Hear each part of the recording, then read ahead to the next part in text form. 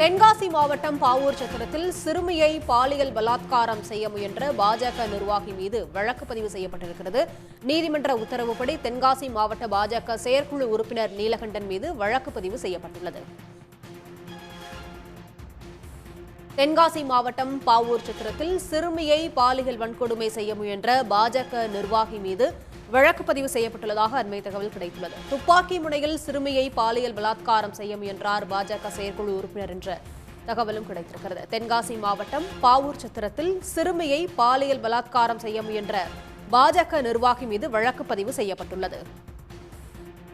கூடுதல் விவரங்களோடு இணைகிறார் செய்தியாளர் சாலமன். சாலமன், வணக்கம். விவரங்கள்.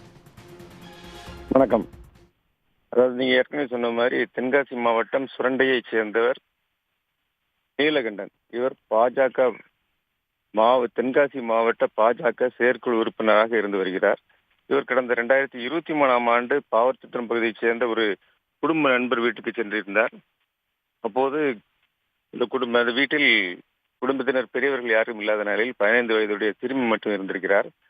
அந்த சிறுமியிடம் அந்த நபர் தவறாக நடக்க முயன்று அந்த சிறுமிக்கு பாலியல் பலாத்காரம் செய்து கடுமையான தொல்லை அளித்திருக்கிறார்.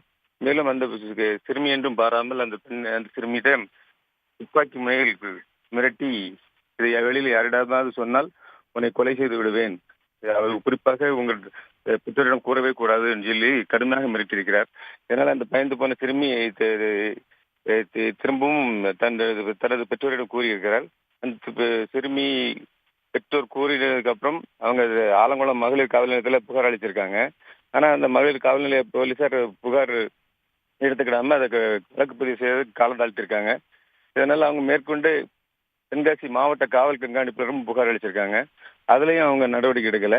திரும்ப மதுரை உயர்நீதிமன்ற மதுரை கிளையில இவங்க புகார் அளித்ததன் பேர்ல இவங்க கோர்ட் ஆர்டர் போட்டிருக்கு. அதுக்கப்புறம் தான் ஆலங்குளம் மகளிர் காவல் நிலைய போலீசார் வழக்கு பதிவு செஞ்சிருக்காங்க. இந்த வழக்கு பதிவு செய்ததை கேட்டோடனே அந்த நீலகண்டன் தலைமறைவாயிட்டாரு.